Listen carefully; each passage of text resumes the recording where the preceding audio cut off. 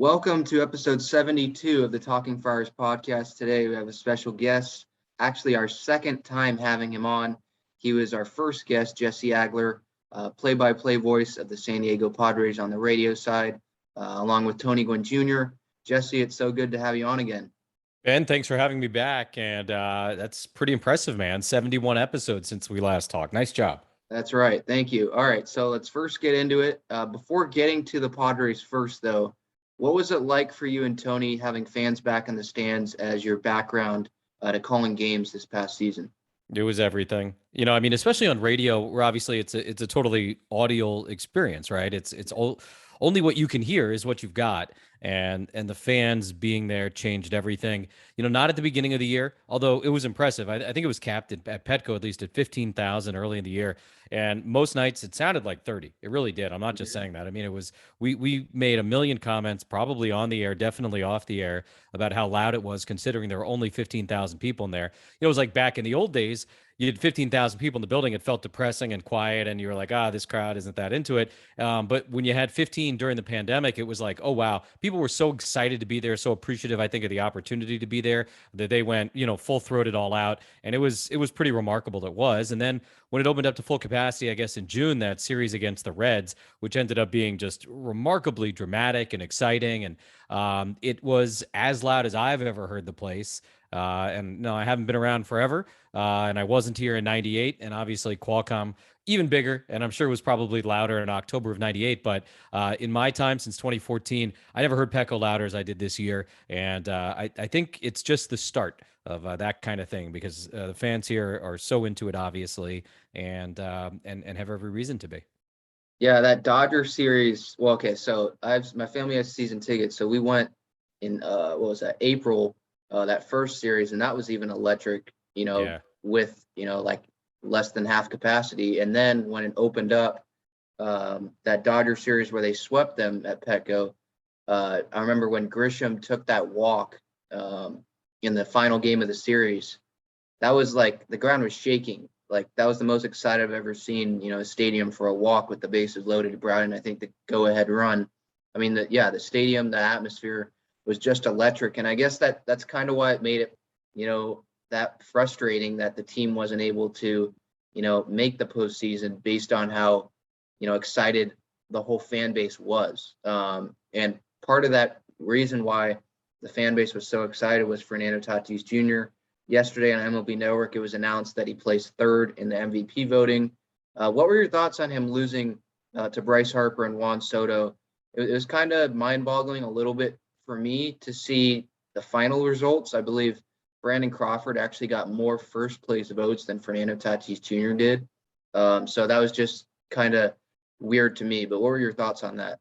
Yeah, I mean, there's a million ways to break it down, and I think maybe the place to start is with recency bias. You get the voting taking place at the end of the regular season, and obviously the Padres finished terribly, the Giants finished brilliantly. That probably explains away at least most of the Brandon Crawford, Fernando thing. And look, Crawford had a great season; he really did, and Yeah. and I'm actually glad he got some MVP votes, because I think he was, as weird as it might sound, under the radar for most of the year, but he finished strong. The team finished strong. Obviously, the Padres did not finish strong. So that's kind of where that comes from. Look, for me, what Fernando accomplished this year, he's the MVP. Am I objective? Obviously not. But when you consider the injuries and the numbers he still put up, when you consider the position change, like the amount of talent that oozes out of his body is remarkable. And I think he was, more valuable to his team than any other player in baseball this year. Look, Soto and Harper had great years. Just Harper is just like a numbers machine. So it's going to be very easy for Bryce Harper to win MVPs, because it's like he does everything at least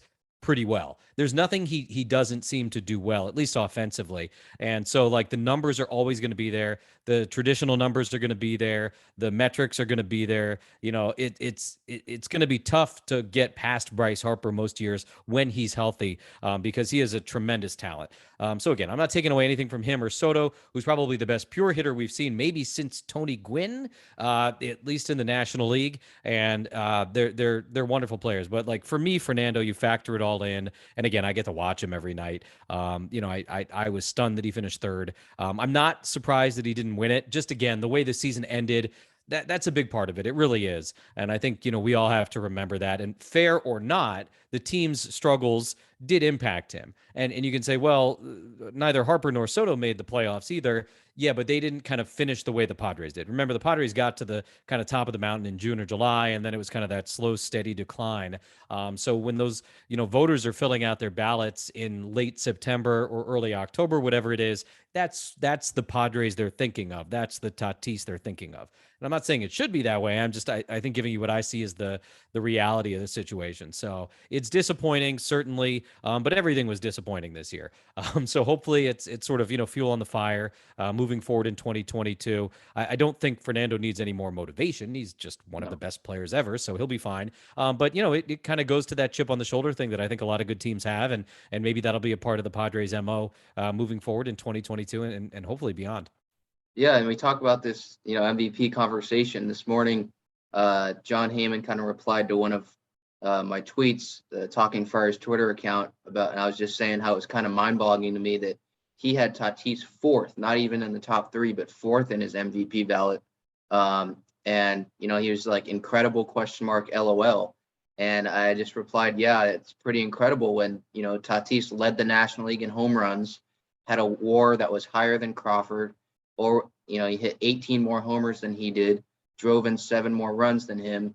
And, oh, by the way, he did all this, but, when he was switching positions to the outfield and then switching back and then recovering from all the shoulder, subluxation. So you had all of the shoulder, strengthening process. So again, it was all close. I don't want to make it seem like it wasn't close, but just the things that he had to deal with. But I do understand, the points that you made about, the recency bias. I think we all have it. We might not want to admit it, but I think we do all have it. Yeah, if Fernando, and the Padres, forget Fernando because he was consistent. If the Padres had struggled early in the year and finished strong, and Fernando had the identical season that he had, he's the MVP.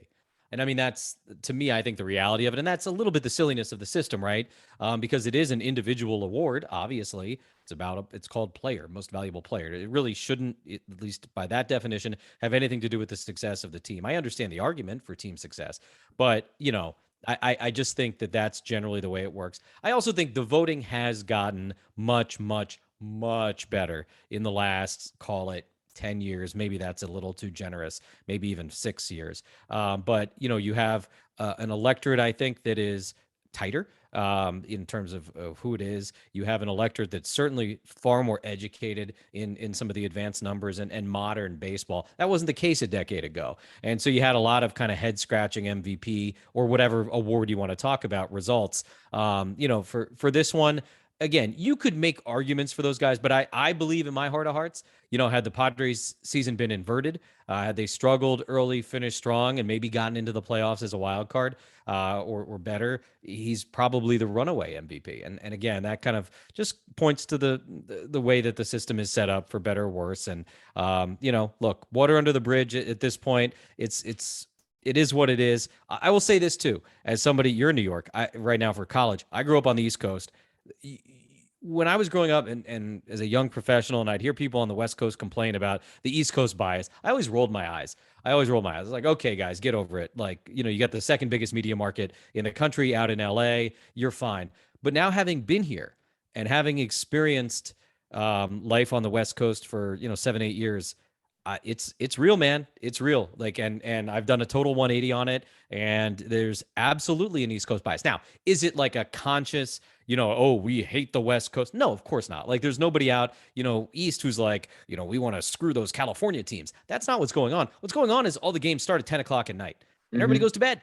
They're not seeing what's happening out here with the kind of regularity that we get to see, what's going on back east, or what they're seeing, obviously, in their markets. And, so it's very difficult. You have two voters for this award, right, from each market in the National League. So, like, the two folks in New York and Philly and Washington, how many Padre games did they see this year? Mhm. Truly, I mean, that's just the unfortunate, reality of time zones and the fact that the West Coast teams play at a time that makes it hard to watch on the East Coast. Now, it makes sense for us here in San Diego, but does it make sense, when it comes to awards? No, it probably hurts with that. So there is, I don't know that bias is even the right word then, but there is, an East Coast preference or an East Coast something that exists with this kind of thing, and that has to be part of the conversation. And look, I've said to people for a couple of years now, again, having lived on both coasts, and you're going through this now, I would love to see MLB kind of force the Padres, the Angels, the Dodgers, the Giants, just once in a while, not all the time, because you don't want to screw with the players' schedules too much, and you don't want to mess with attendance. But let's play some 5 o'clock games, local here. So it's on at 8 o'clock in New York. It's 8 o'clock in Washington. It's 8 o'clock in Philadelphia. Like if you got a good, even if it's a Monday, like you got a good Padre Dodger game, normally you say, okay, it's going to be at 7:10 or 6:40 coming forward for the Padres. Let's play that thing at 5:10. Let's play that thing at 4:40 and make sure people on the East Coast are actually seeing it. I think that would be good for the sport. I think it would be good for these teams. I understand the sort of short-term attendance and or TV ratings concerns that might exist, but I would love to see one team kind of break the seal on that idea and try doing it, because I think it would be a really big help, especially once we get some of the broadcast rights and streaming things all figured out. Yeah, and you go back to the whole East Coast thing. I mean, even my first semester here, when the Padres were playing, I'm obviously a diehard Padre fan, been my whole life, so I stayed up till 1:32 in the morning to watch these games. Because even when they, were collapsing, and the Cardinals were winning, 17 games in a row or whatever, but I could totally understand why someone sitting there at 11 o'clock at night, it's like, no, you know what, I'll just watch MLB Network in the morning and see what happened. They're not actually seeing, oh, Fernando, made this diving play. They're not going to show. They don't show that. They might show the home run that Trey Turner Right. hit off Chris Paddock or whatever, but they're not going to show that. And so just those little things with the value that he brings and all that, I could certainly see how that might sway some people's votes. But let's move on to last year.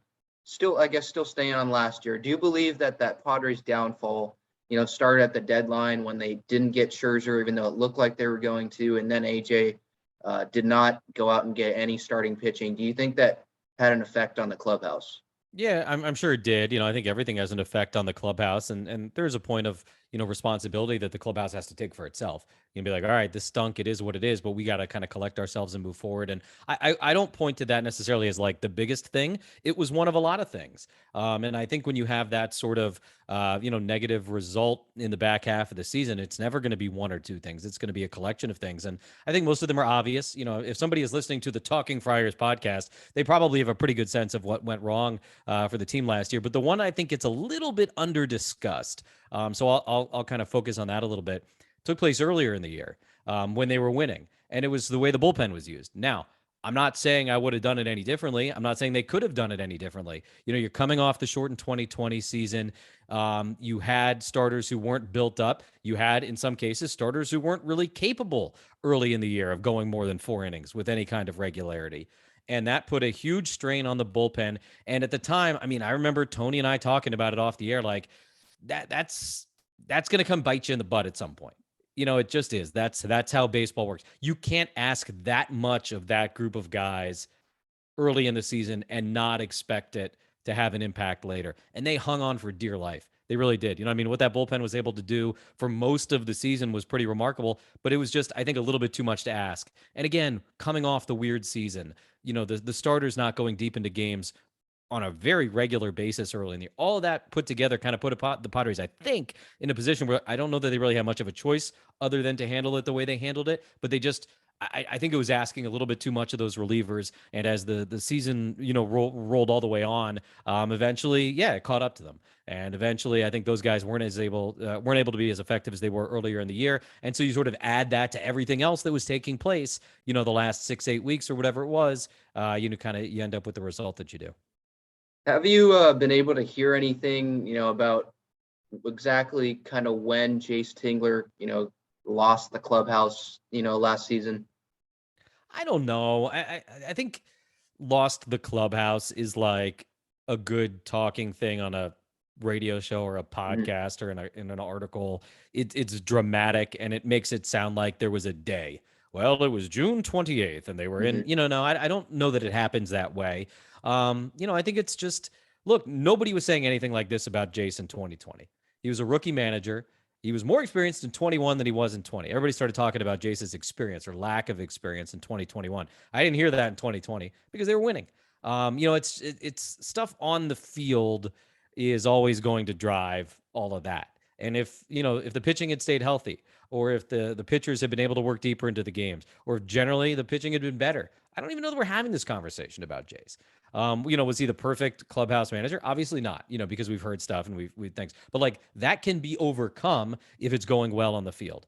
You get into trouble when things aren't going well on the field. And then I don't even want to say finger pointing because I think that's also overly simplistic, but then we all sort of start to look at, okay, what could be better? What could be better? And I think that's kind of what happened. And, things weren't going well. And so, okay, change needs to be made. Improvements need to be made. Where can we look to that? And, generally in this sport and in other sports, the manager or the head coach is kind of where that takes place.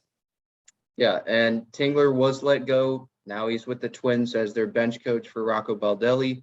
The Padres brought in Bob Melvin. I don't know about you, but when I saw that alert come up, I was totally surprised. Had a smile on my face though, because that was, who Bob Melvin is and the experience he has, the players manager, all that. What was your reaction to that when all we heard of was, Buck Showalter or Bruce Bochy, even though it was a long shot, or Ozzie Guillen, guys like that? Shocked and thrilled. I mean, those were the two things. Shocked because, like you and everybody else, you didn't even think he was an option. Mhm. And we never got a sniff of it. We didn't know he was talking to other teams. Sounds like he turned down overtures from the Mets as well. So we didn't really know he was like out there and available on the market, whatever you want to call it.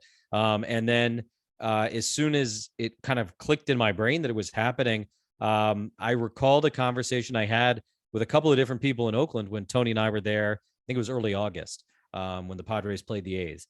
And just the effusive praise being heaped upon the manager of that team by everybody we spoke to. And really good details and just about how he's like the perfect modern manager, because he can translate the analytic stuff that comes from the front office to the players with ease. He is a player's manager, as you said. He also seems to have this ability to just command tremendous respect from everybody. And that's important in this role. I think if you were going to go in a lab and say, we want the perfect manager for this era of baseball, because let's be real, there was a time when Earl Weaver was the perfect manager for the era of baseball. There was a time when it was Bobby Cox. There was a time when it was Joe Torre. Like every era has its own little different thing. But I think if you went into the lab and you said the perfect manager for a modern game, certainly for a team that has the kind of clubhouse the Padres do with the big names and the star power. This is the guy. I really believe that. And look, he hasn't managed a game as a Padre yet, but here's all you need to know, right? Bob Melvin in his career, I think, has gone to the postseason 7 times as a manager. The Padres in their entire history have gone 6 times. Yep. He's been managing a lot fewer years than the Padres have been playing. And he's been doing it with the shoestring budget in Oakland. I know there was one, the playoff appearance in Arizona as well, but 6 times with the A's. He's gone to the playoffs and they've got tremendous talent. I'm not trying to act like he was the magician. They've got the Mats and they've, rolled through all the different great guys that they've had there. But, he is accomplished in a very legitimate way. He is respected in a very legitimate way. He's smart. He's personable. The day he was introduced, I got an opportunity to sit down and record an interview for him for the Padres digital platforms. And the thing that struck me, because we talked for, I don't know, it was like 12 minutes straight. He just was like totally unfazed. Not that I was grilling him, obviously. That wasn't the time or place for that. But like he had like the perfect answer to everything I said.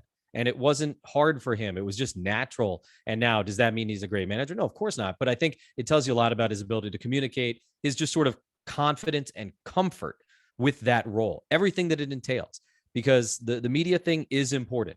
Being able to talk to reporters is important. Being able to have relationships with broadcasters is important. And that's a lot easier, I think, for a guy who's done it for as long as he has than maybe somebody who hasn't. Mm-hmm. And now that you mentioned the experience and the player's manager and just the respect that he will gain when he walks right into that clubhouse, do you see him as a manager who won't let it down spiral if something happens similar to like it did last year? I mean, you hope not. You certainly say that that's going to be one of the main things that he's going to try and prevent. But look, as we said with the Jace conversation, sometimes it is out of the manager's control. I mean, if 3/5 of your rotation is on the IL, you bring back John McGraw, manage the team. I don't know if it's going to matter too much. Truly, I mean, that's it. But in terms of keeping everybody kind of locked in, focused on the prize, all that kind of stuff, yeah, it does seem like he is the exact right kind of guy for that. Mm-hmm. Now the front office, moving to the front office kind of this offseason, they don't have a ton of payroll flexibility right now. So moving Hosmer's contract, it seems like a logical solution to create more room, considering Hosmer's play in a Padre uniform and all that. If you were, in AJ Preller's shoes, would you move him this winter when we also, can consider his 10-5 rights are up at the end of the year, meaning that if they trade him this year, then, he wouldn't have a say in, where the destination would be. I don't know that I necessarily go along with like the initial premise. Look, these decisions, they're all big. I don't know where we're at. I don't know where the CBA is going to be at. I don't know where the DH rule is going to be at. I think it's a little bit easy, early, premature to just be like, all right, we got to trade this guy and that guy. But the premise I was referring to is the payroll thing. It seems like every couple of years somebody says, well, the Padres obviously can't spend any more than they're spending because they're thinking about the Padres of 1992 and they're thinking about the Padres of 1999 and they're thinking about the Padres of 2007 and they're thinking about the Padres of 2013. That ain't it, man. They said that before Hosmer was signed. They said that before Manny was signed. They said that before Fernando agreed to his extension. So this idea that, hey, they can't go any higher, they're kind of at their limit. So they have to move a contract in order to do something else. I don't know that I buy that. Now, does it become easier to add if you're moving money? Of course. Like we all have wallets. We understand how money and finances work, on a very basic level. But I would say I reject the premise that they have to move somebody out in order to bring guys in. So I want to start with that. But, in terms of Hosmer in particular, I'll just say this, last year after the trade deadline, obviously that was a little bit of a tough situation. I thought his professionalism after that was top notch.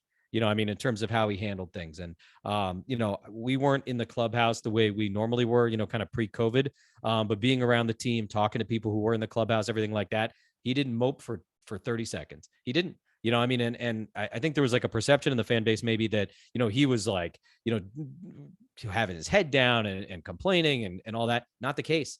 From everything I've heard, he handled that literally as well as it can be possibly handled. It's a tough situation. It really was. When he signed on, I think he expected and the Padres expected to be the cornerstone of the first championship team here in San Diego. And so to have your name kind of tossed out like that, and, I think to be caught probably a little bit off guard by that, that's not easy. But he handled it really, really well. He did. As for what happens this winter, obviously we'll have to wait and see. Now you talk about, the fit, or kind of just rejecting the premise about, having to move him so you can, spend money. But how about a different premise about just the fit? They acquire Adam Frazier. They have him under control for this year. You'd probably expect that they're going to get, a power hitting outfielder to play left. So Frazier, his, main position will probably be second base. And if they want his contact in the lineup, better fielding at second base, and they know Jake Cronenworth, who was an all-star last year, can play first, do you think that it's just a better fit for the team to have Jake at first and Frazier at second, and that means Hosmer's either not on the team or he's just sitting on the bench? Well, again, you go back to the DH conversation, but you could have that in play as well. But I'll go beyond that, man. Look, it's November 19th. We know AJ Preller well enough at this point to know that whatever the composition of the 40-man roster looks like today means next to nothing, when it comes to opening day and who's going to be out there. So it's very easy to be like, well, you want to get Frazier in the lineup and what about this and that? But like this time last year, we could have been having, you and I, a conversation about the rotation, and the names Musgrove, Darvish, and Snell would have never come out of our mouths. So we got to let the thing play out a little bit is what I'm saying. AJ is more than capable and more than willing of making a bunch of trades, a bunch of signings, a bunch of moves that literally nobody in the industry sees coming. And if that happens, this conversation becomes very outdated very quickly. So I think, we'll wait and see. Obviously what you're saying, there's some sense there, you're not crazy, but who knows? They could trade 1, 2, 3 of the guys you just mentioned. They could go out and sign somebody you're not expecting. Does Tommy Pham come back? Do they need to fill 2 corner outfield spots? Do they need to fill 1? Is it a power guy? Like, I mean, who knows? There's a million things that could end up happening. Frazier in the outfield is the thing that's been kicked around. So I think it's just way, way, way too early in the offseason, even with the weird CBA stuff coming, to, I think, have any like sort of intellectually honest conversations about who should be playing where on March 28th or whatever, opening day is next year. Right. Moving to, just the front office, kind of their approach, how would you rank the Padres' biggest areas of need this offseason? Meaning, power outfield bats, bullpen, rotation depth. How would you rank those? Pitching, and pitching would be my top 4. Obviously, you're going to need outfielders. I'm not acting like you don't, but anytime I'm asked a question by anybody, hey, what do the Padres need to do? Literally anytime I get pitching, get more pitching. And now more than ever, right? We saw what happened last year. If they had 2-3 more, guys, even if they were fringe quad A, but capable of giving you 5-6 innings, a couple of times, like the season might've been totally different. They just didn't survive the lack of pitching depth that they had. So whatever combination of relievers and starters it needs to be, that's what I'm going for. Is there going to be a rule, by the way, in the new CBA limiting the number of pitchers you can have on your 26-man roster? I don't know. That's the craziness of baseball, because it only seems to happen in this sport, is like you could go into spring training, you could go into a season and not know what the rules are going to be 3 weeks later on opening day. That was the case last year. People were coming up to us in spring training last year being like, do you think they're going to end up adding the DH? It was like the season was 2 weeks away. And right. Nobody knew. And I was like, I haven't heard anything different, than you have. That's like this crazy baseball thing and kind of a whole nother conversation. So, but even all of that aside, pitching, you figure out the rest of it. I'm not saying they don't have other needs, but like my top 10 priorities all involve people whose arms throw the ball towards home plate. Yeah, right. I think I know the answer probably now, but what would you consider a successful offseason, being for the Padres? Obviously acquiring pitching, like you mentioned, but what would be your ideal offseason? My ideal offseason, that's a good question, because again, I go back to the thing I said a few minutes ago. Like if you and I were sitting here having this conversation a year ago and you said, what's the ideal offseason? I wouldn't have dreamt up Snell and Musgrove and Darvish. I don't have the creativity that AJ does. And I probably would have said something far more modest than that. And it's probably the same thing now. I could sit here and say, yeah, power bat, 2 starters, a couple of relievers, a back end guy, and then he's going to go out and like trade for Kimbrel or something. I don't know. It's hard to say. I think, again, we all know what the needs are.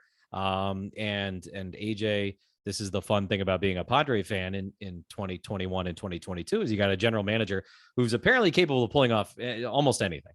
And so we'll kind of wait and see what happens. But it's such an interesting moment in time for this fan base and this franchise, because, it's like you're on the cusp, right? You're on the cusp, and it feels a little bit, like, all right, which way is this thing going to go? But then you get reminded, like, oh, you do have Abrams and you do have Hassel, and the way that the organization views those guys, it's real deal. It's real deal. And so, we could look back at our chat 2 years from now and be like, can you believe we were sweating about, that guy? Because look at what Abrams has done. And then who knows, the guys that they drafted this year, another 2 years after that, that's the fun of what they've been able to do. And, they've made a lot of changes in player development, and hopefully that leads to, again, a little bit more depth through the system coming up. That's obviously the goal. But it's a lot of fun right now. And it always, to me, feels like, sky's the limit and anything is possible. Mm-hmm. Now, last two, kind of combined question here, but do you think the Padres are going to bring back Tommy Pham, and how would you replace Mark Melancon? I think there's certainly a chance that they bring back Tommy Pham. I know they think highly of him. His numbers last year probably better than like most fans would realize. Obviously, he hasn't been healthy, as a Padre, but he's a very productive player. They like his intensity. They like his edge. They like what he brings from that standpoint. So I certainly wouldn't rule it out. They obviously know a lot more about his health than I do. And I think that would probably, along with money, of course, be the sort of key thing to figure out. In terms of the back end of the bullpen, who knows? Last year, remember, it's easy to forget. You went into spring training and it was like, what was it? Pomerantz, Kella, Melanson. Am I missing anybody? Was there a fourth Pagan. guy there? What? Pagan. Pagan, right. It was like, oh, which one of these guys is going to be the closer? And so I it's wimpy of me, but I'll play the November 19th card and be like, we'll see how it all shakes out, because the reality was last year, even on March 10th, I don't think we had like a great understanding of who's going to be closing games. And then Melanson goes out, leads the league, and becomes a closer. He becomes an all-star. So that's again the fun of having AJ Preller as the general manager of your favorite team. Right. All right. This has been a fun conversation. Again, Jesse Agler joining us for the second time.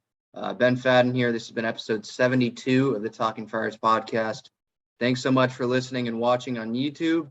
And until next time, let's go Padres.